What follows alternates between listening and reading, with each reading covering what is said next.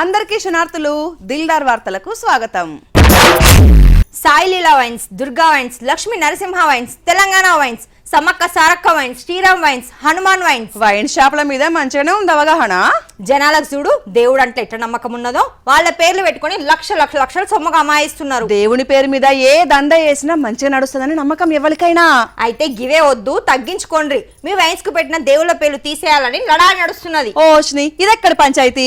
Assembly panchayat. నువ్వు కూడా అందరి బంధువులైన దేవుళ్ళ పేర్లతోని కొందరు దందాలు పెట్టుకుంటున్నారు. మంచి వాటికైతే ఏం కాదు కానీ ఈ వైన్స్ కు దేవుళ్ళ పేరు పెట్టుడేందని లడాయి మోపు చేసిండు పోగుర్తి ఎమ్మెల్యే ధన్పాల్ సూర్యనారాయణ.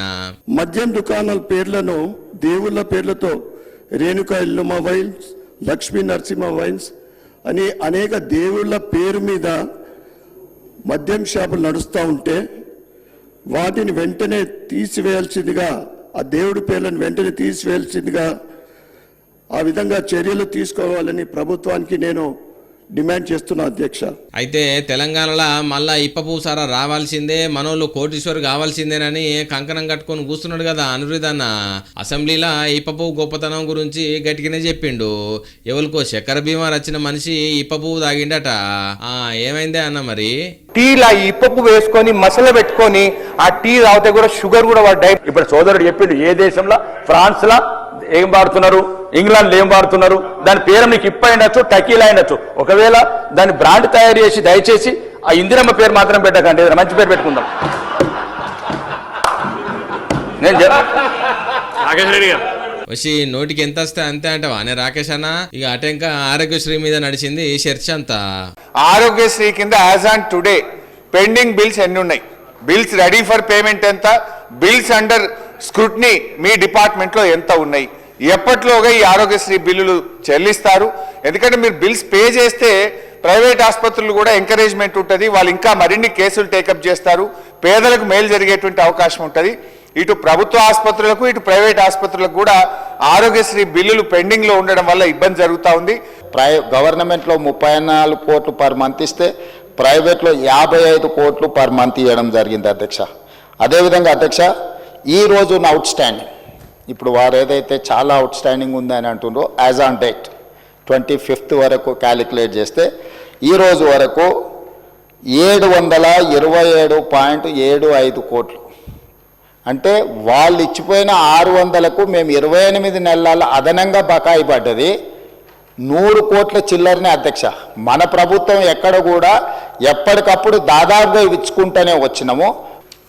అంతకుముందు సీఎం రిలీఫ్ ఫండ్ ఒకసారి తీద్దాం అధ్యక్ష. సీఎం రిలీఫ్ ఫండ్ చెక్కులలో జరిగిన అవినీతి వెనకాల ఎవరు పిఏలు ఉన్నారు, ఎవరు ఆఫీసు సిబ్బంది ఉన్నారు, నిన్న మన కేసులు కావడము, ఇవన్నిటిని ఎవరైతే పేరు మీద చెక్కులు తీసుకెళ్ళి ప్రైవేట్ ఖాతాలలో వేసుకొని ఎట్లా సీఎం రిలీఫ్ ఫండ్ను దుర్వినియోగం చేసిండ్రో కేసులు ఉన్నాయి, విచారణ కూడా జరుగుతుంది అధ్యక్ష. మేము ఈరోజు సీఎం రిలీఫ్ ఫండ్ ఈ 27 నెలలలో 2046 కోట్ల రూపాయలు సీఎం రిలీఫ్ ఫండ్ ఇచ్చినాం అధ్యక్ష. బంగారం అనుడే గాని ఈ సమయత్తు కూడా కొనియాడు మా సార్ అయితే అడగక ముందే అన్ని కొనిస్తున్నాడు. కొత్త మురిపం అట్లేం కాదులే, నేను కూడా గట్లనే అనుకున్నా మొదట్లా. పోను నీకే తెలుస్తది. కట్టుకున్నది కాయస్తోటి కమ్మటి కూర అండినా అది కషాయం లెక్క కొట్టే రోజు వస్తా చూడు. అందరు వేరు, మా ఆయన మాత్రం బంగారం. అబ్బో గట్లనే ఉంటది కొన్ని దినాలు గాని. ఇంతకు మన ఆడోళ్ళు ఏం చేస్తున్నారో తెలుసా? ఏం చేస్తున్నారు చూద్దాంపా. మన ఇండ్లల్లా గుళ్ళల్లా టన్నుల కొద్ది బంగారం మూలుగుతున్నదట. అక్కడికి రాని చుట్టం లెక్కకు రాదన్నట్టు ఇట్లా కోట్ల కొద్ది కిలోల బంగారం అల్మార్లల్లా ఆలయాలల్లా ఉన్న పసిడి మన ఆర్థిక వ్యవస్థకు అస్సలకే అక్కడికి రాదట. ఎందుకంటే బంగారం మన భారతదేశంలో దొరికేది కాదు కదా, అవతల దేశాలకు వెళ్ళి దిగుమతి చేసుకోవాలి కాబట్టి మన చేతి చెమురు బయటికి గట్టిగానే పోతున్నదట. ఈ నడుమ ఆర్థికవేత్తలందరూ పెట్టిన మీటింగ్ లా మన దేశంలో అక్కడికి రాకుంటున్న బంగారం అక్షర 940 కోట్లట. అంటే మన దేశం పబ్లిక్ ను కూసుండబెట్టి ఇంచుమించు ఒక 20 ఏళ్ళు చాదొచ్చు. 50,000 టన్నుల బంగారం మన గుళ్ళల్లా ఇండ్లల్లా ఉన్నదని లెక్కలు తీసిర్రట. గోల్డ్ రేట్లు దినదినం పాపం పెరిగినట్టే పెరుగుతున్న ఈ జనాలు ఇంకింత ఎక్కువనే కొంటున్నారట గాని అస్సలు తగ్గుతలేరట. రానున్న రోజులల్లా బంగారం కొనేటోళ్ళు పెరుగుతారు. దేశం ఎదుగుదలకు ఇది అస్సలు మంచిది కాదని అంటున్నారు. కావాలంటే బంగారం బాండ్లు, ETFలు కొనుర్రని అంటున్నారు. మన ఆడోళ్ళు వేసుకోకున్నా మంచిదే గాని కొనుక్కొని బీరువాలో పెట్టుకొని మురిసిపోతారు కదా. ఆర్థిక వ్యవస్థ మీద భారం పడుతున్నదని ఆడోళ్లను గోల్డ్ కొనద్దంటే ఇంకేమన్నా ఉన్నదా? ఇంట్లోనే ఉపద్రవం ఉప్పర లెక్క ఉటుకొస్తది, అటెంక అది లావా లెక్క మారి దేశాన్ని చుట్టుముడుతుంది అంటున్నారు మన లేడీస్ మనసు తెలిసిన. ఇంట్లోకి వెళ్ళి బయటకు ఒంటరిగా పోవాలంటే భయం ఉన్నది. ఇక మనం సెలబ్రిటీ లంగారా ఫ్యాన్స్ ఏమంటే పడతారు, అంత మాత్రానికి గట్లా అనొద్దు. అభిమానులు పడితే పర్వాలేదు, మరి దొంగలు పడతారని భయమా? కాదు, కుక్కలు ఎమ్మటి పడుతున్నాయని భయం ఉన్నది. దట్ట ఐ థింక్ వాటో నీకు లేదా కుక్కల భయం? ఎవరిని పట్టుకొని ఏం మాట్లాడుతున్నావు? అబ్బా, అంత ధైర్యవంతురాలువా? వాటితోటి పెట్టుకునే ధైర్యం లేకనే రోజు ర్యాపిడో బుక్ చేసుకుని ఇంటి ముంగలకి ఇక్కడ దిగుతున్నా. అంటే కోపం వస్తది గాని కుక్కలు చేయబట్టి స్వేచ్ఛ లేకుండా తయారైన జనాలకి. సేమ్ గిట్లనే ఫీల్ అయ్యి ఒక పిల్లగాడు ఏం చేసిండు అనుకున్నావు నిజామాబాద్ లా? సంఘ సంస్కర్తలంటే ఎక్కడి నుంచో పుట్టరు, మనలోంచే పుట్టుకొస్తారు. ఇగో ఇప్పుడే ఇంత బాధ్యత ఉన్నదంటే రేపు పెరిగి పెద్దగైతే సమాజ సేవకుడు అవుతాడు కావచ్చు. వీటితోటి పిల్లగాన్లు ఫోన్లలో మూతి పెట్టి తీయరు, సైకిళ్ళు కావాలి, తీరు బొమ్మలు కావాలని అలిగూసుంటారు. కానీ పిల్లగాడు అందరి లెక్క కాదు. మా వార్డులా కుక్కల సమస్య తీర్చాలని సీదా మున్సిపల్ చైర్మన్ కు వినతి పత్రం ఇచ్చిండు. ఇక అసలు ముచ్చట్లకు వస్తే నిజామాబాద్ జిల్లా ఆర్మూర్ దయానంద్ నగర్ లా కుక్కలు మనుషుల కంటే ఎక్కువ తిరుగుతున్నాయట. మొన్నట్లనే బుడ్డ పిల్లగాని మీద వడి గరిచినాయట. ఇక చూసిన పిల్లలు భయపడి బయటకెళ్తలేరు. కానీ అరుణ్ మాత్రం ధైర్యం చేసి ఆ కుక్కల మీదనే పోరాటం మొదలు పెట్టిండు. చిన్న సైకిల్ వేసుకుని ఆర్మూర్ మున్సిపల్ ఆఫీస్ కు పోయి వినతి పత్రం అందజేసిండు. 5వ తరగతి చదువుతున్న అరుణ్ ప్రయత్నానికి మెచ్చుకొని మెడల మీద వేసుకుంటున్నారు. పిల్లగాని ధైర్యానికి ఆశ్చర్యపోవడే కాదు, చిన్న పిల్లల బాధ అర్థం చేసుకొని తప్పకుండా పరిష్కారం చేస్తామని మాటిచ్చింది. ఇప్పుడు మున్సిపల్ ఆఫీస్కే ముందడిగేసిండు. రేపు అసెంబ్లీ పార్లమెంట్లనే ప్రజల పక్షాన కొట్లాడతాడేమో చూడాలే. నేటి బాలడు రేపటి పౌరుడు కదా. ఆర్మూర్ మున్సిపల్ పరిధిలో కుక్కల బెడద ఎక్కువ ఉన్నందున మహేష్ అని 5th క్లాస్ చదువుతున్న అబ్బాయి మా దగ్గరికి వచ్చి కంప్లైంట్ ఇవ్వడం జరిగింది. దీనికి తగిన చర్యలు తీసుకుంటామని తెలియజేస్తున్నాను. నమ్మి నాన్న వస్తే పుచ్చి బుర్రలైనాయి పో.